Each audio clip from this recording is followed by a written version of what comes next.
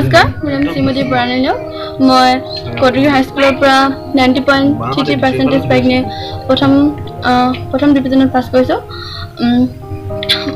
মই যেতিয়া ক্লাছ 10ত পাইছিলোঁ তেতিয়া ময়ো মাইণ্ড পাৱাৰ এনেকুৱা প্ৰগ্ৰেমত গৈছিলোঁ তাৰপৰা মই যথেষ্টখিনি মনৰ শক্তি পাইছোঁ মই যে পঢ়িব পাৰিম মই এইখিনি কৰিব পাৰিম তেনেকুৱা এটা মই সঁচাকৈ মোৰ মনত অনুভৱ হৈছিল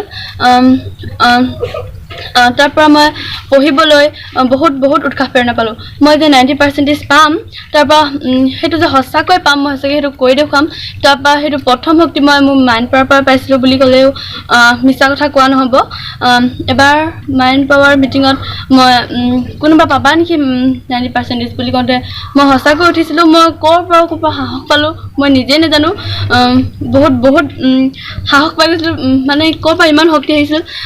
মই উঠিছিলোঁ আৰু মই কৈছিলোঁ যে মই 90% পাম সেয়া আজি সফল হ'ল সঁচাকৈ তাক লৈ বহুত ভাল লাগিছে মই মাইণ্ড পাৱাৰ যাতে আনেও ব্যৱহাৰ কৰে যাতে এইবোৰ প্ৰগ্ৰেমত যায় তাৰ বাবে অনুৰোধ জনাইছোঁ সৰু ষ্টুডেণ্টবিলাকক মই বিশেষভাৱে কৈছোঁ তেওঁলোকে মনৰ পৰা ভাগি নপৰি যিটো সময়ত বা ভাগি পৰে তেনে সময়ত তেওঁলোকে এই উপদেশবোৰ লওক মাইণ্ড পাৱাৰ প্ৰগ্ৰেমলৈ যাওক তাৰ বাবে মই তেওঁলোককো অনুৰোধ জনাইছোঁ